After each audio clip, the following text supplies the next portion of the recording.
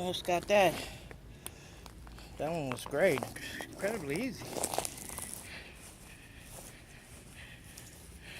That was the one that was stopped up.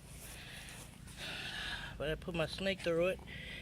And this one wasn't. So that let me know that the stoppage was between this here and this one up here.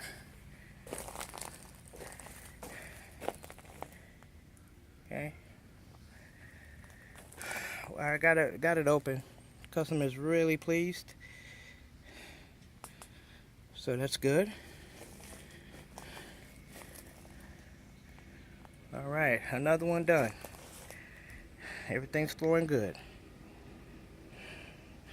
Wish I would have took one of me actually doing it, but this one came out fairly quickly. So I just remembered to pull my camera out after I put my machine back away, but as you can see, the remnants of the blockage coming back up and tissue particles and whatnot. So it was there, but got it unstopped. So we're good.